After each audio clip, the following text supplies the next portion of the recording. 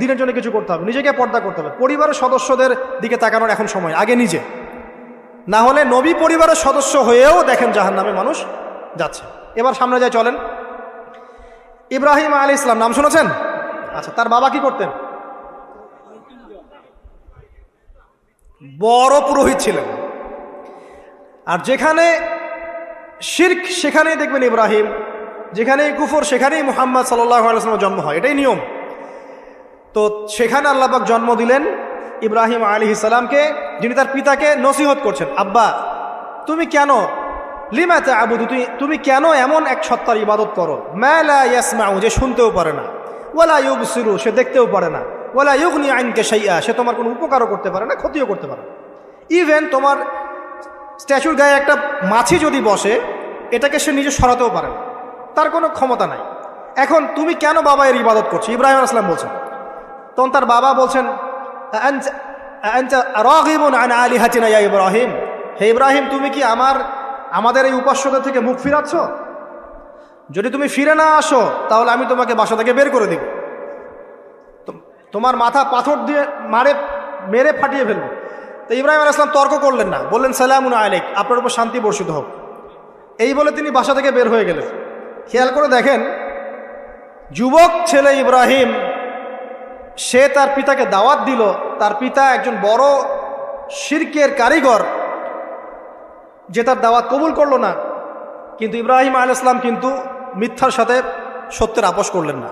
তিনি প্রয়োজনে একা চলে গেলেন বাড়ি থেকে, তারপরেও আল্লাহর আনুগত্য ছাড়লেন। পরিবারের হেদায়েত এখানে নাই, আছে। আরও সামনে যান, ইব্রাহিম আলাইহিস সালামের একজন স্ত্রীর নাম কি? হাজেরা, আরেকজনের নাম কি? সারা। সারা আলাইহিস সালাম থাকেন ওই যে শামে, প্যালেস্টাইন। আর হাজেরা আলাইহিস সালামকে রেখে আসা হয়েছে কোথায়? মক্কায়। এই যে এখানে জামজাম কূপ তৈরি হলো, এখানে হাজেরা আলাইহিস সালামকে রেখে যাওয়ার সময় তিনি বলছেন যে আমাদেরকে এই জনমানব শূন্য জায়গায় কেন রেখে যাচ্ছেন ইব্রাহিম? ইব্রাহিম আলাইহিস সালাম বলছেন, আসলে উনি কিছু বলছেন না, চুপ করে আছেন। আবার জিজ্ঞাসা করছেন, আবার চুপ করে আছেন। এবার তিনি বলছেন হাজেরা আলাইহিস সালাম যে আপনি কি আল্লাহর আদেশেই কাজ করছেন? তখন ইব্রাহিম আলাইহিস সালাম বলছেন হ্যাঁ, মাথাটা খালি নাড়ালেন, হ্যাঁ নাম। তখন তার স্ত্রী বলছেন, তাহলে আল্লাহ পাক আমাদেরকে ধ্বংস করবেন না ইনশাআল্লাহ। খাবার নাই, পানিও নাই, কিছুই নাই, আল্লাহর প্রতি তাওয়াক্কুলটা দেখেন। এবার দেখেন ওই স্ত্রীর গর্ভ থেকে একজন সন্তান হলো, তার নাম কি? ইসমাইল। এবার এই সন্তানকে তার বাবা বলছেন অনেক বছর পরে, ইয়া বুনাই, হে আমার সন্তান, ইন্নী আরা ফিল মানামি আন্নী আযবাহুক, আমি স্বপ্নে দেখেছি আমি তোমাকে জবাই করছি। ফানজুর মাযা তারা, তুমি একটু তোমার রায়টা জানাও, তোমার কি মতামত। ওই তাওয়াক্কুলকারিনী নারীর গর্ভ থেকে জন্ম নেওয়া এই ইসমাইল, তিনি বলছেন, ইয়া আবাতি, হে আমার বাবা, ইফআল মা তুমার, আপনি তাই করেন যা আল্লাহ আপনাকে আদেশ করেছে। সাতাজিদুনি ইনশাআল্লাহু মিনাস সাবিরিন, ইনশাআল্লাহ আপনি আমাকে সবরকারী পাবেন। এই বাচ্চার বয়স হবে বড় জোর 10 থেকে 15, নাকি কম সম হবে আর কি। তো এই প্রজন্মের আমাদের জেনারেশনকে দেখেন না, আমি গতকালকে গুগল সার্চ করে দেখেছি যে বাংলাদেশের 11 থেকে 19 বছর বয়সী যে বাচ্চারা আছে, কিশোর, এরা এখন সবচেয়ে বেশি পর্ন দেখে, সবচেয়ে বেশি। এবং স্কুল কলেজ পড়ুয়ার মধ্যে 77%ই পর্ন দেখে। এবং ইন টোটাল হিসাব করে দেখা যায় বাংলাদেশে 92% মানুষ পর্ন আসক্ত, মানে পর্ন আসক্ত না হলেও পর্ন দেখে। তো ওই যে কিশোর ইসমাইলের চেতনা দেখেন, আর আমাদের এই যুব সমাজের চেতনা দেখেন, পার্থক্যটা করেন আপনি, তাহলে বুঝতে পারবেন কিভাবে রেভলিউশন হয়েছে ইসলামের, এখন কেন হচ্ছে না আপনি নিজেই বুঝতে পারবেন। আমাদের কারণেই হচ্ছে না। আসেন এবার এই সন্তানকে যে জবাই করার ঘটনা, আল্লাহ পাক হাদিয়া পাঠালেন, তাকে জবাই করতে হলো না। এখান থেকে আমরা কুরবানির ঈদ পালন করছি, তাই না? আচ্ছা, এখানে আমি পরিবারের হেদায়েত হিসাবে এটা ফাইন্ড আউট করছি আপনাদের জন্য, যে যদি পরিবারের নারীরা হয় এই হাজরা আলাইহিস সালামের মতো সহনশীলা, সবরকারিণী এবং তাওয়াক্কুলকারিণী, তখনই গিয়ে তাদের গর্ভ থেকে ইসমাইলের মতো সন্তান জন্ম হবে ইনশাআল্লাহ। যাদেরকে আল্লাহর জন্য কুরবানি করতে চাইলে তারা বলবে কোনো সমস্যা নাই, প্রয়োজন আল্লাহর জন্য কুরবান হয়ে যাও। তো এখানে কার ভূমিকা বেশি, বাবার না মায়ের? তাকে কিন্তু তার বাবা মানুষ করেননি, তার বাবা ওইখানে থাকেন সিরিয়ায়, শামে, মাঝে মাঝে আসা যাওয়া করেন। তা বেশিরভাগ সময় তাকে প্যারেন্টিং কে করেছে? তার মা। ওই মায়ের গর্ভ থেকে এমন সন্তান আশা করা যায়। তো এখনকার এই সিরিয়াল দেখা মেয়েদের গর্ভ থেকে এমন সন্তান আশা করা যায়? এখনকার ওইসব মেয়েদের গর্ভ থেকে আশা করা যায় এটা স্বামী দিতে পারলে সে খুশি, দিতে না পারলে অসন্তুষ্ট বেজার? স্বামীকে প্রেসার দিতে দিতে, মানসিক কষ্ট দিতে দিতে স্বামীকে বুড়া বানায় ফেলে দিয়েছে। আমাদের নবীজি দোয়া করতেন আল্লাহর কাছে, আল্লাহ আমি এমন স্ত্রী থেকে তোমার কাছে আশ্রয় চাই যে আমাকে বৃদ্ধ হওয়ার আগেই বুড়া বানায় ফেলবে। বৃদ্ধ হওয়ার আগেও স্ত্রী চাইলে স্বামীকে বুড়া বানাতে পারে। দেখা যায় অনেক সময় অনেক পরিবার স্ত্রীদের মানসিক টর্চারের কারণে স্বামীরা স্ট্রোকের শিকার হয়, রোগ ব্যাধির শিকার হয়, হার্ট স্ট্রোক করে, হাই প্রেশারের শিকার হয়, পেরেশান। দিনের জন্য কাজ করা তো দূরের কথা, দুনিয়া সামলাতে তার সারাদিন চলে যায়। এই নারীরা কি হাজারা আলাইহিস সালামের মতো? যখন এমন নারীরা ঘরে ঘরে তৈরি হবে তখন দেখবেন আদর্শ পরিবার ঠিকই গঠিত হবে। তো বিয়ে করলে এই ধরনের মেয়েকে করবেন। রূপের সৌন্দর্য দেখে, টাকা পয়সা দেখে আর অন্যান্য বিষয়গুলো দেখে এত বেশি ইমপ্রেসড হওয়ার দরকার নেই। আপনি দেখবেন দিনদারিতা আছে কিনা। এবং দিনদারিতা কিন্তু শুধু বোরখার মধ্যেই থাকে না। আপনাকে কথা বলে প্রশ্ন উত্তরের মাধ্যমে পাত্রী দেখার সময় এগুলো যাচ করতে হবে। আপনাকে ওর মাকে দেখতে হবে, তার মা কেমন, কোন মায়ের সন্তান সে, তার মায়ের আকীদা কেমন, তার মা কেমনে চলাফেরা করে, ওর নানি কেমন, ওর পরিবারের সদস্যরা কেমন, এগুলো দেখে মেয়ে চুজ করবেন। এই যে নসিহতগুলো করছি, যারা আনম্যারিড তোমার জন্য এগুলো শোনার চেয়ে বেশি দামি। কারণ এই ডিসিশনটা এত গুরুত্বপূর্ণ যে জীবনে যদি এটাতে ভুল করে ফেলেন কখনো, সারাটা জীবন আপনাকে এই বোঝা টানতে হবে। এবং এমন কষ্ট আসবে যেটা আপনার ওই যে বিয়ের পর নতুনত্বর সাময়িক সুখ থাকে 1 বছর 2 বছর 2.5 বছর 3 বছর পরে দেখবেন সারা জীবনটা জাহান্নাম হয়ে গেছে। তো একটা নসিহত, বাড়ির স্ত্রীরা এবং বোনরা যদি হাজেরা আলাইহিস সালামের মতো হতে পারে ইনশাআল্লাহ তাআলা আদর্শ পরিবার গড়ে উঠবে ইনশাআল্লাহ। আল্লাহ পাক তৌফিক এনায়েত করুন, আমিন। আরো সামনে যান। এখানে দেখেন লুকমান হাকিম, নাম শুনেছেন? তিনি একজন বিজ্ঞ মানুষ ছিলেন। অনেকে বলেছেন নবী ছিলেন, কেউ বলেছেন নবী ছিলেন না। যাই হোক, তিনি তার সন্তানকে কিছু নসিহত করছেন। কি চমৎকার নসিহত! তিনি সন্তানকে নসিহত করছেন, ইয়া বুনাইয়া, হে আমার ছোট্ট বৎস, লা তুশরিক বিল্লাহ, তুমি আল্লাহর সাথে কাউকে শরিক করো না। ইন্না শিরকা লা যুলমুন আযীম, কারণ শিরক হচ্ছে মহান জুলুম। ছোট্ট একটা বাচ্চা শিরকের বোঝেটা কি কিছু বোঝে? আমরা আমাদের ছোট বাচ্চাদেরকে কি শিখাই? জীবনে বড় হওয়া, প্রতিষ্ঠিত হওয়া ইত্যাদি ইত্যাদি, তাই না? কিন্তু এখানে দেখেন লুকমান হাকিম আলাইহিস সালাম তিনি তার সন্তানকে শিরকের শিক্ষা দিচ্ছেন। পিতামাতার খেদমত করবে, তাদের অবাধ্য হবে না, সৎ কাজের আদেশ করবে, অসৎ কাজে নিষেধ করবে, ঠিক আছে?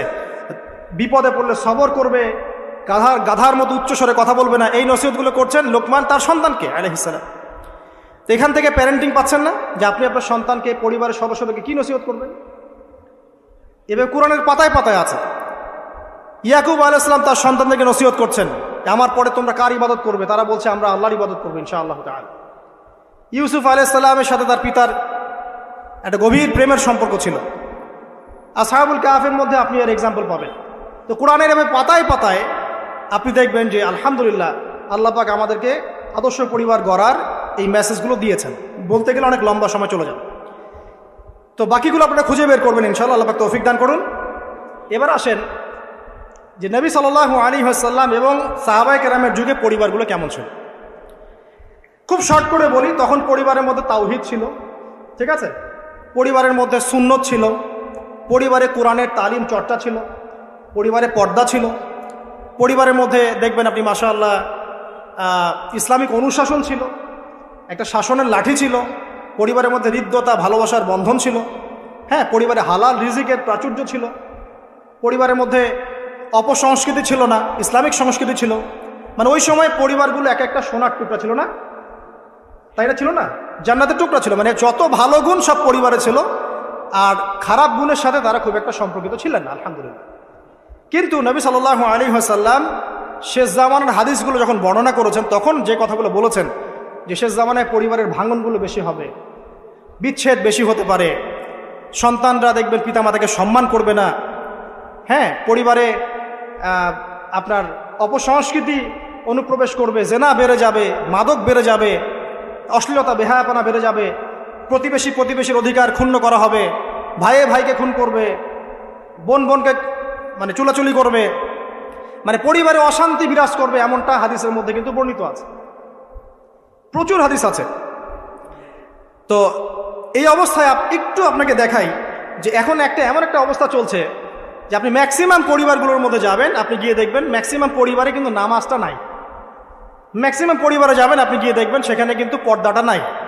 বেশিরভাগ পরিবারে আপনি যান, দেখেন দিনের ইলম চর্চার যে গুরুত্ব এটা কিন্তু ওখানে দেখবেন আপনি নাই। বেশিরভাগ পরিবারে দেখেন আপনি এখানে হালাল হারামের কোনো পরোয়া নাই, রিজিক আসতেছে কোন দিক থেকে আসুক, ঠিক আছে। বেশিরভাগ পরিবারে দেখবেন স্বামী স্ত্রীর মধ্যে খুব একটা হৃদ্যতা ভালোবাসার বন্ধন পাওয়া যাচ্ছে না, প্যারেন্টিংসগুলো ঠিক নাই, খাবারের উৎসগুলো ঠিক নাই, অপসংস্কৃতি আছে পরিবারে, এখন মাদক ঢুকে গেছে, জেনা ঢুকে গেছে, পর্ন ঢুকে গেছে, ঠিক আছে, এই যে ডিভাইসের এডিকশন ঢুকে গেছে। মানে অন্তর্নিহিত সম্পর্কগুলো, যে হৃদ্যতা ভালোবাসার সম্পর্কগুলো ছিল এবং ইসলামিক নীতি নৈতিকতাগুলো ছিল, এখন এগুলো কিন্তু দিন দিন পরিবার থেকে কমে যাচ্ছে। এতে করে পরিবারে ডিভোর্স বাড়ছে। যেমন প্রতি 1 ঘন্টায় ঢাকায় একটা করে ডিভোর্স হয়, মানে প্রতি 24 ঘন্টায় 24টা ডিভোর্স ঢাকায় হয়। এবং আমেরিকার মতো কান্ট্রিতে প্রতি 13 সেকেন্ডে একটা করে ডিভোর্স হয়, ঠিক আছে। দেখা যায় গড়ে প্রতিদিন, এই বিশ্বে গড়ে প্রতিদিন 29 জন মানুষ আত্মহত্যা করছে এখন ফ্রাস্ট্রেট হয়ে পারিবারিকভাবে। পারিবারিক কলহের শিকার হয়ে দেখা যায় গড়ে প্রায় 30 to 40% মেয়ে এখন পারিবারিক সহিংসতার শিকার হচ্ছে, যৌতুকের কারণে, আপনার পরকীয়ার কারণে। আর পরকীয়ার কথা তো বলতেই ভুলে গেছে যে ম্যাক্সিমাম পরিবারে এখন পরকীয়া চলছে, স্বামী স্ত্রীকে নিয়ে সন্তুষ্ট না, স্ত্রী স্বামীকে নিয়ে সন্তুষ্ট না, দেখবেন পরকীয়া এটা কমন হয়ে যাচ্ছে। ম্যাক্সিমাম পরিবারে আপনি দেখবেন যে পর্ন ঢুকে গেছে, জেনা ঢুকে গেছে, মানে জেনাটাকে সহজ করে ফেলা হচ্ছে। এবং প্রগতির নামে আমরা এখন এমন কিছু কালচার লালন পালন করছি যেগুলো আস্তে আস্তে আমাদেরকে ইসলাম থেকে সরিয়ে দিচ্ছে। তো পরিবারের অবস্থা এখন ভয়াবহ খারাপ, আত্মহত্যার প্রবণতা বাড়ছে, যৌতুক বাড়ছে, আপনার মাদকাসক্ত ছেলেমেয়ের সংখ্যা বাড়ছে, হ্যাঁ, পর্ন এডিক্টেড ছেলের সংখ্যা বাড়ছে। এরা না দেশকে কিছু দিতে পারছে, না সমাজকে, না জাতিকে। এরা কিন্তু আসলে সম্পদ না, এরা বরং বোঝা হচ্ছে। দুনিয়াবী বিষয়গুলোকে অনেক বেশি গুরুত্ব দেওয়া হচ্ছে, এতে করে দিনটা কিন্তু সংকুচিত হচ্ছে। তো এগুলো বলতে থাকলে অনেক সময় চলে যাবে। তো এক কথায় পরিবারের ভাঙনটা এখন বেশি এবং পরিবারের নীতি নৈতিকতার অবস্থা খুব খারাপ। এর কারণগুলো আমরা ফাইন্ড আউট করলাম। কী কী কারণ? 1 নাম্বার ধরেন কোরআনের তালিম চর্চা উঠে যাওয়া, তাওহীদ উঠে যাওয়া, শিরিকের অনুপ্রবেশ, সুন্নত উঠে যাওয়া, বেদাতগুলো ঢুকে যাওয়া, পরিবারে হারাম রিজিক ঢুকে যাওয়া, পরিবারের কর্তাদের নীরব ভূমিকা, হ্যাঁ, পরিবারে হাজরা আলাইহিস সালামের মতো মা না থাকা, পরিবারে খাদিজা রাদিয়াল্লাহু আনহার মতো স্ত্রী না থাকা, অনেক কারণ। এরপরে বাইরের সংস্কৃতির অনুপ্রবেশ, হ্যাঁ, প্রিন্ট এবং ইলেকট্রনিক মিডিয়ার যৌনতা, এই সব কিছু মিলে কিন্তু পরিবারগুলো ক্রাশ করছে। এতে করে দেখবেন অনেক সমস্যা হচ্ছে। যৌতুক টৌতুক তো বললাম, সবচেয়ে বড় কথা আপোষের যে মিল মহব্বত, ওয়াজআলা বাইনাকুম মাওয়াজ্জাতা ওয়া রাহমা, এটা আস্তে আস্তে কমে যাচ্ছে। এবং পরিবার যখন এরকম ভাঙনের শিকার হচ্ছে তখন দেখবেন সমাজের মধ্যে স্ট্যাবিলিটি নষ্ট হচ্ছে এবং এই সমাজগুলো দিয়ে আপনি কখনো আদর্শ রাষ্ট্র কায়েম করতে পারবেন না। এখন আসেন, জাস্ট এখান থেকে আমি আলোচনার শেষের দিকে যাব অল্প সময়, যে আমরা এখন কি কি কাজ করলে কিভাবে স্টার্ট করব আর কিভাবে আমরা এটাকে সলভ করতে পারি। এই সলিউশনটা 2 রকম। 1 নম্বর হচ্ছে যারা অলরেডি পরিবারে ঢুকে গেছেন তাদেরকে অন্য জায়গা থেকে শুরু করতে হবে। মানে যারা অলরেডি পরিবারে ঢুকে গেছেন আপনাদেরকে তওবা করে ফিরে এসে আবার শুরু করতে হবে। আর যারা পরিবারে এখনও ঢোকেন নাই, আপনারা এখনও সৌভাগ্যবান। এখন থেকে যদি আপনারা এই নসিহতগুলো মেনে চলতে পারেন, ইনশাল্লাহ আপনার পরিবারটা 8-10টা পরিবারের মতো হবে না ইনশাল্লাহ। প্রথমে বলি তাদের কথা যারা পরিবারে ঢুকে গেছি আমরা, তাদের কাজ কি? তাদের প্রথম কাজ হচ্ছে ঠান্ডা মাথায় বিশ্বের পরিস্থিতি, সমাজ দেশের পরিস্থিতিগুলো নিয়ে চিন্তা করা, ঠান্ডা মাথায় যে হচ্ছেটা কি আসলে। যখন দেখবো যে না আসলে ভালো কিছু হচ্ছে না, খারাপ হচ্ছে, তখন আপনার ভুলটা কোথায় সেটা আপনাকে ফাইন্ড আউট করতে হবে। আপনার ভুলটা কোথায় ছিল? আপনি এমন কাউকে বিয়ে করেছেন যে ফ্যামিনিস্ট, আপনি এমন একটা পরিবার গঠন করেছেন যেখানে আপনি কোরআনটা চালু করতে পারেন নাই, সবাই নামাজ পড়ছে না, সবাই পর্দা করছে না, হ্যাঁ, নিয়মিত তালিম হচ্ছে না। এখন আপনার কাজ কি? আগে তওবা করে ফিরে আসেন। ফিরে এসে আপনি জ্ঞান চর্চা শুরু করেন। আপনি নিজে রোল মডেল হয়ে দেখান, জ্ঞান চর্চা করে, আমল করে, পর্দা করে, ইসলামের জন্য কিছু করে একটা রোল মডেল স্থাপন করে দেখান, দেখিয়ে পরিবারকে আহ্বান করেন যে তোমরাও এদিকে আসো। এবং আপনার যত ক্ষমতা আল্লাহ পাক দিয়েছেন পরিবারে, অর্থনৈতিক ক্ষমতা বা স্বামী হিসেবে ক্ষমতা, বাবা হিসেবে ক্ষমতা, এটা আপনি পরিবারে প্রয়োগ করেন। প্রয়োগ করে পরিবারটাকে লাইনে আনার চেষ্টা করেন। এরপরে চেষ্টা করতে করতে করতে করতে যদি কোনো কাজই না হয় শেষ পর্যন্ত, অ্যাটলিস্ট আপনি আপনার দায়িত্ব পালন করেছেন, এখন তাদের ভার আল্লাহর হাতে ছেড়ে দেন, আপনি আপনার কবরের ফিকির করেন, ব্যাস। যার যার হক তাকে তাকে দিয়ে দেন, নিজের হকটা আল্লাহর কাছে চেয়ে নেন। আর দ্বিতীয় হচ্ছে তারা যাদের পরিবার এখনো শুরু হয়নি, আপনারা কিভাবে স্টার্ট করবেন? প্রথমে বলবো জ্ঞান চর্চা এখনই করে নেন, জ্ঞান অর্জনটা এখনই করে নেন। পরিবার গঠন হয়ে গেলে অনেক রেসপন্সিবিলিটি আসবে, তখন ডিফিকাল্ট। তো জেনারেল লাইনের পড়া, ইসলামিক পড়া একটা ব্যালেন্স করেন। আমি বলছি না জেনারেল পড়া ছেড়ে দেন, আমি এটা কখনো বলি নাই। ওটা পড়াশোনা করেন, ইসলামিক পড়াশোনাগুলো করেন, একটা ব্যালেন্স করেন। করে আপনি 5 ওয়াক্ত নামাজ শুরু করেন, আল্লাহ রাস্তায় সময় লাগান, কোরআন তেলাওয়াত করেন, আলেম ওলামার সোহবতে যান, হ্যাঁ, আত্মশুদ্ধিমূলক কাজ করেন, সমাজ কল্যাণমূলক কাজ করেন। পাশাপাশি আরও বলবো যে দিনই কাজে ব্যস্ত থাকেন, ভালো কাজে ব্যস্ত থাকেন। এভাবে নিজের ভিতরটাকে আগে পরিশুদ্ধ করে নেন। এরপর আপনি একটা হালাল রিজিকের চেষ্টা করেন, একটা হালাল পবিত্র রিজিক হোক, সেটা কৃষিকাজ। লজ্জার কিচ্ছু নাই, কৃষিকাজ লজ্জার কোনো প্রফেশন নয়, গর্বের প্রফেশন। কারণ আল্লাহ পাক বহু নবীকে রাখালি করিয়েছেন, পশুপালন করিয়েছেন। জানেন, মুসা আলাইহিস সালামকে আল্লাহ পাক পশুপালন করিয়েছেন 8 বছর 10 বছর। এগুলো কোনো লজ্জার প্রফেশন নয়, এটা গর্বের প্রফেশন। আপনি হালাল রিজিক, অর্থনীতি হোক, আপনার কৃষিভিত্তিক হোক, বা ব্যবসা করেন হালাল কোনো, বা গভর্নমেন্ট জব, বড় বড় গভর্নমেন্ট জবের জন্য ট্রাই করেন, সেটাও ভালো।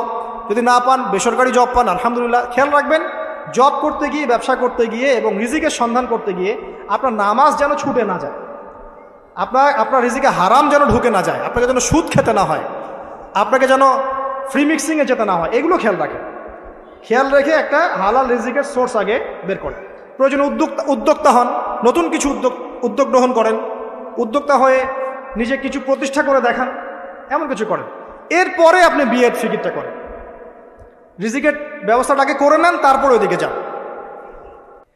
এরপরে আপনি যখন বিয়ে করবেন, বললাম তো, মেয়ের জাস্ট দিনদারিতা দেখবেন। হ্যাঁ, এর উপর যদি সৌন্দর্য থাকে আলহামদুলিল্লাহ, বংশ ভালো হয় আলহামদুলিল্লাহ, মেয়ের অর্থ সম্পদ আছে আলহামদুলিল্লাহ। যদি এগুলোর কোনোটাও না থাকে, দিনদারিতা থাকে, জাস্ট ওটাকে দেখেন, আর কিছু দেখার দরকার নেই। এরপরে আরেকটা কথা বলতে ভুলে গিয়েছি, যে আপনি এই লেভেলে যাওয়ার আগে নিজেও পবিত্র থাকার চেষ্টা করেন। আপনি নিজে জেনায় যায় না, নিজে পর্নে যায় না, নিজে হারাম অ্যাফেয়ার্সে যায় না। যদি আপনি যান, তাহলে আল্লাহ পাক কিন্তু আপনাকে পবিত্র স্ত্রী নাও দিতে পারেন। এটাই আল্লাহ পাকের নীতি, যে একজন পবিত্র মানুষ পায়। ঠিক আছে, যে যেমন আল্লাহ পাক তাকে তেমন মিলিয়ে দেন, এটা আল্লাহ পাকের একটা সুন্নাহ। এর ব্যতিক্রম হতে পারে, কিন্তু আপনি যদি পবিত্র না থাকেন, আপনি পবিত্র স্ত্রী নাও পেতে পারেন। তা আপনি আগে নিজে পবিত্র থাকেন, তারপরে আপনি এখন মেয়ে দেখেন। আলহামদুলিল্লাহ, বললাম দিনদারিতা প্রাধান্য দেন। এখানে হাদিসে এটা বলা হয় নাই যে 4টা গুণ দেখে বিয়ে করো, বরং বলা হয়েছে 4টা গুণ দেখে সাধারণত বিয়ে করা হয়। ঠিক আছে, করো আদেশটা এমন নয়, ইনকাহ কথাটা এমন নয়, বা ইনকাহু এমন নয়, তুনকাহু মানে বিয়ে সাধারণত করা হয়। কেউ টাকা দেখে, কেউ সৌন্দর্য দেখে, কেউ দেখে বংশ। তুমি দেখো দিন, নবীজি বলছেন তুমি দিন দেখো, না হলে তোমার হাত ধুলোয় ধূসরিত হবে, মানে ধ্বংস হয়ে যাবে তুমি। আর দিন দেখার ক্ষেত্রে শুধু বাইরের গেট আপটা যথেষ্ট নয়, তার পড়াশোনা দেখেন, তার হিস্ট্রি ঘাটবেন, তার অতীতে সে কোথায় কোথায় পড়াশোনা করেছে, কি করেছে, খোঁজ খবর নেবেন। হুট করে তাড়াহুড়া করে কোনো ডিসিশন নিয়ে ফেলবেন না, এটা খুব ভুল করে মানুষ। ঠিক আছে, তার হিস্ট্রি ঘাটেন, যে সে কোথায় পড়াশোনা করেছে, কি করেছে না করেছে, তার পরিবারের বায়োডাটা ঘাটেন, তার পরিবারের সদস্যরা কেমন, নামাজ পড়ে কিনা, তার ইসলামের প্রতি কেমন ধারণা পোষণ করে, তার মাকে দেখেন, তার মা পর্দা করে কিনা, তার মা ইসলামের উপর আছে কিনা, তার নানিকে দেখেন, তার পরিবারবর্গকে দেখেন, তারপর আপনি ডিসিশন নেওয়াটা সহজ হবে। এগুলোর চেয়ে ব্যতিক্রমও হতে পারে, ওই আজারের পরিবারে ইব্রাহিমের জন্ম হতে পারে, ফেরাউনের আন্ডারে আসিয়ার জন্ম হতে পারে, থাকতে পারে, কিন্তু এটা ব্যতিক্রম। নর্মালি কিন্তু সবসময় এমনটা হয় না। যে প্যারেন্টিংস দিয়ে তারা বড় হয়েছে, ওই প্যারেন্টিংস তাদের মধ্যে থেকে যায়। এই কারণে মেয়ের ব্যাপারে খুব সেন্সিটিভ থাকবেন, আগে পুরো বিষয়গুলো ঘেটে নিয়ে তারপরে আপনি কোনো জায়গায় পা দেন। তারও আগে ইস্তেখারা করবেন আল্লাহর কাছে, যে আল্লাহ আমি তোমার কাছে ইস্তেখারা করছি, আমি জানি না যে কোনটা আমার জন্য ভালো হবে, কোনটা খারাপ। আল্লাহ এটা যদি আমার জন্য ভালো হয় সহজ করে দাও, যদি খারাপ হয় আল্লাহ দূর করে দাও। নিজের উপর চাপ নিয়েন না। তারপরে যদি দেখেন আলহামদুলিল্লাহ দিনদার, আর ডানে বামে দেখার দরকার নেই। যদি আপনি আপনার মনের মতো দিনদার পবিত্র একজন মেয়ে পেয়ে যান, আর যদি সে সুন্দরীও হয় মাশাআল্লাহ, আর ভালো বংশের হয়, তাহলে সারাটা জীবন তাকে নিয়ে কাটিয়ে দেন। সারাটা জীবন তাকে নিয়ে কাটিয়ে দেন, আপনি হ্যাপি হবেন ইনশাআল্লাহ। ডানে বামে দেখার আর দরকার নাই। যদিও একাধিক বিয়ের অনুমতি আছে, কোরআন সুন্নায় সব কিছুই আছে, কিন্তু এখন বাস্তবতাটাও বুঝতে হবে। কীরকম? যে কোরআন সুন্নায় এমন অনেক কিছুই আছে যেটা বাস্তবে ইমপ্লিমেন্ট করাটা এতটাও সহজ না। যখন যারা করতে চায় তাদেরকে অনেক অনেক হ্যাসেল পোহাতে হয়, কারণ সমাজটা যেহেতু এমন না। কোরআন সুন্নায় আছে যদিও, কিন্তু সমাজটা এমন না, কারণ ওই ব্যক্তি কোরআন সুন্নাহ মানতে গেলে দেখা যায় সমাজ থেকে ব্যাপক হ্যারাসমেন্টের শিকার হয়। যদিও এটা তার দোষ না, এটা আল্লাহ পাক তাকে হয় পরীক্ষা করছেন, অথবা এই ওসিলায় তার গুনাহ মাফ করবেন। কিন্তু নর্মালি যেটা চলছে এখানে আপনি আপনার বেস্টটা নেন, যেটা অপশনাল সেদিকে যাওয়ার দরকার নেই। এটা আমার নসিহত। কারণ সবার ওই শক্তি সামর্থ্য থাকে না যে সব কিছু সুন্দর মতো টাইটলি হ্যান্ডেল করতে পারে। আর বলা যত সহজ, করার ব্যাপারটা এতটাও সহজ নয়। সো আর এই তো জেনারেশনের মেয়ের তো দেখছেনই, পান থেকে চুন খসলেই দেখবেন যে বিশাল তুল কালাম হয়ে যাচ্ছে। তো যদি আপনাকে আল্লাহ পাক আপনার পবিত্রতার কারণে, আপনার ঈমান আমলের কারণে খুশি হয়ে এমন একজন দিনদার, নেককার, পুণ্যবতী, সুন্দরী, সুশ্রী স্ত্রী দিয়ে দেন, আর ডানে বামে কখনো দেখবেন না, একদম তাকে নিয়ে পুরো লাইফটা কাটিয়ে দেবেন। ঠিক আছে? এরপরে দোয়া করবেন আল্লাহর কাছে, আল্লাহ এটার মধ্যে কল্যাণ বরকত দান করো। বিবাহের ক্ষেত্রে আপনি মোহরটাকে কম করবেন। আপনি মোহর মানে মেয়েদেরকে বলছি, মেয়ের বাবা থেকে বলছি, সামর্থ্য অনুযায়ী করবেন। ছেলের সামর্থ্য অনুযায়ী করবেন, তার উপরে বোঝা চাপিয়ে দিবেন না। কিয়ামতের আলামতের হাদিসে আমি এটাও পড়েছি, শেষ জামানায় মোহর অনেক বেশি করা হবে, দেওয়া হবে কম। হয় না এমন? আর বাকি আছে আলামতের কিছু। তো ওই চিটারির মধ্যে নাই। আপনি বলছেন 1 লাখ, 1 লাখ আমি দিব নগদ, ব্যাস নগদ। বলছেন 5 লাখ দেওয়ার সামর্থ্য আছে আমার, 5 লাখ দিব, যে নগদ শেষ, পরে মাফ নিয়ে নিব, এইসব বার্গেনিংয়ে আপনি নাই। আর এখনকার বিবাহগুলো দেখলে মনে হয় যে মেয়ের বাবা ছেলেকে বিক্রি করছে, আর ছেলের বাবা মেয়ে কিনছে। সবচেয়ে বেশি মোহর দেখা যায় যে চিটাগাং এরিয়ার দিকে আর কি। এবং আপনি জানেন কি না, সবচেয়ে বেশি বিবাহ বিচ্ছেদ ওই জায়গায় বেশি। বাংলাদেশে বিবাহ বিচ্ছেদ দেখা যায় যে প্রতি 24 ঘন্টায় দেখা যায় 28টা বা 29টা বাংলাদেশে। হ্যাঁ, শুধু তাই না, আমি দেখলাম যে 10 লক্ষ মেয়ে অতিরিক্ত আছে পুরুষদের তুলনায় সমাজে ঘুরে বেড়াচ্ছে, স্বামী নাই। 10 লক্ষ মেয়ে। এবং এই ডিভোর্স দেওয়ার ক্ষেত্রে দেখা গেছে যে মেয়েদের প্রবণতা বেশি। 70% মেয়ে ডিভোর্স দিয়েছে, ছেলে দেয় নাই, 30% ছেলে। তাহলে মেয়েদের সাইকোলজি চিন্তা করেন। ও মনে করছে আমি তো এখন শিক্ষিত হয়ে গেছি, তোমাকে আমার দরকার নাই, আমি চাকরি করে খাবো। খুব বেশি শিক্ষিত দরকার নাই আপনার, দিনই শিক্ষা আছে কিনা ওটা দেখবেন। ফ্যামিলিস্ট মেয়েদেরকে নেওয়ার দরকার নাই, আপনি নেবেন ইসলামিক অনুশাসনে চলে এমন মেয়ে। এরপর যখন পরিবার স্টার্ট হবে, আল্লাহর কাছে বরকত চাবেন, বিয়েটা সহজ করে নেবেন। যে বিয়েতে খরচ যত কম, সেই বিয়েতে আল্লাহর বরকত তত বেশি। হাদিস। অলিমা হবে, মাশাআল্লাহ, আপনার বিবাহিত জীবন মোবারক হোক, দোয়া করি। এরপরে দেখবেন উভয়ের মাঝখানে আল্লাহ পাক আপনাদের মাঝখানে ভালোবাসা ঢালবেন ইনশাআল্লাহ। সূরা রুমের মধ্যে আল্লাহ পাক বলেছেন, ওয়াজআলা বাইনাকুম মাওয়াদ্দাতা ওয়া রাহমা, আমি আল্লাহ স্বামী স্ত্রীর মাঝখানে ভালোবাসার ভ্রাতৃত্ব ঢেলে দিয়েছি। এটা আল্লাহ পাকের একটা আয়াত, নিদর্শন। এই ঢেলে দেওয়া মানে কিন্তু আবার সেই ঢেলে দেওয়া নয়। কথা কি বুঝতে পারছেন? আচ্ছা, তারপরে আসেন, এবার আপনি পরিবার গঠন করেছেন। এখানে আমি কয়েকটা কথা বলি যে উভয়ের মাঝখানে খুব চূড়ান্ত লেভেলের ভালোবাসা, এটাই যথেষ্ট নয় পরিবার সুখী হওয়ার জন্য। পরিবারের মধ্যে এখন থাকতে হবে সলাৎ। কি থাকতে হবে ভাই? সলাৎ। পরিবারে থাকতে হবে কোরআন, পরিবারে থাকবে সুন্নাহ, পরিবারে থাকবে ইসলামী অনুশাসন, পরিবারে থাকবে খাস পর্দা।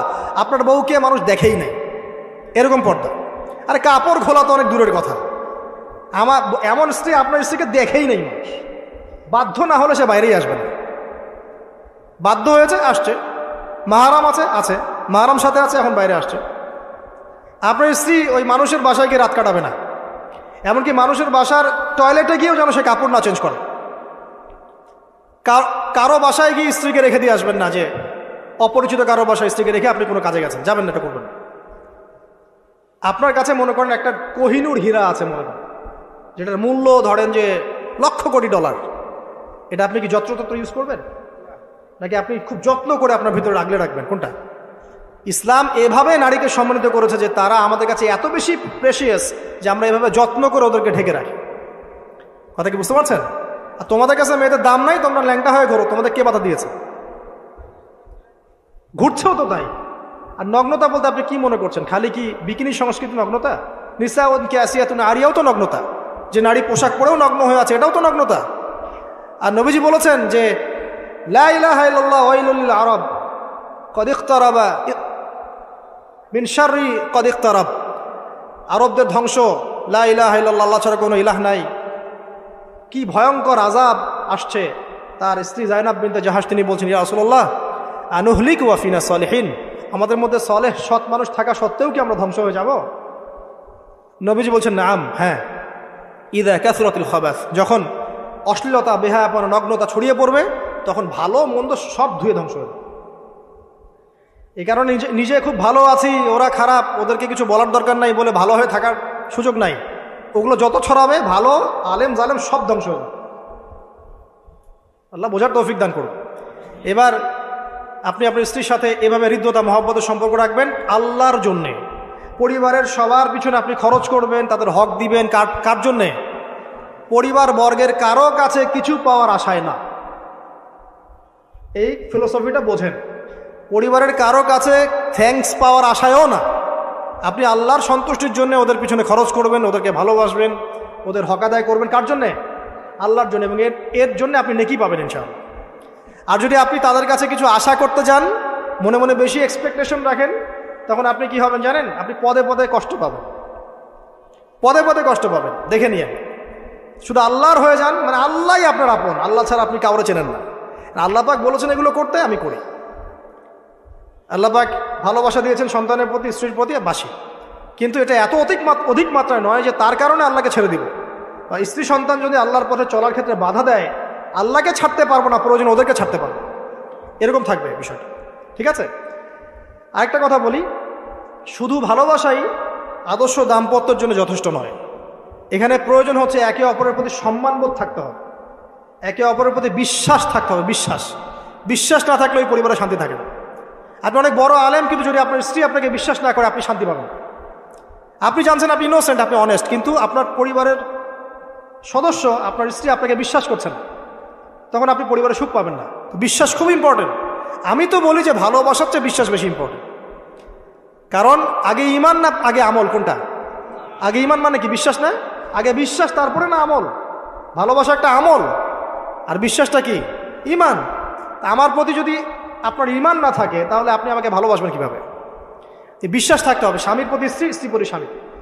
এবং এখানে পুরুষদেরকে সহনশীল হতে হবে, কারণ আপনার স্ত্রী সারা জীবনে আপনাকে প্রচুর পেইন দিতে পারে, এবং এটা মেয়েদের ফিতরত। এখানে সবরের জাজল্যমান দৃষ্টান্ত স্থাপন করতে হবে, নসিহত করতে থাকতে হবে ততদিন পর্যন্ত যখন আপনি দেখছেন যে হ্যাঁ এগুলোতে কাজ হচ্ছে। যদি করতে করতে করতে করতে কাজ না হয়, দেখা যায় এই ফিতনায় জর্জরিত থেকে আপনার দিনের পথে চলাটা ব্যাহত হচ্ছে, তখন আপনার উচিত হবে আসহাবুল কাহাফের মতো চিন্তা করা। ইশারা দিলাম, যথেষ্ট। পরিবারে পর্দা থাকবে, সন্তান হবে। এখন আলহামদুলিল্লাহ সন্তানদেরকে প্রতিপালন করবেন ওই যে মা হাজেরা তার মতো, ওই যে আপনার কি বলবো, রাসূলুল্লাহ সাল্লাল্লাহু আলাইহি ওয়াসাল্লামের সাহাবায়ে কেরাম তাদের মতো করে।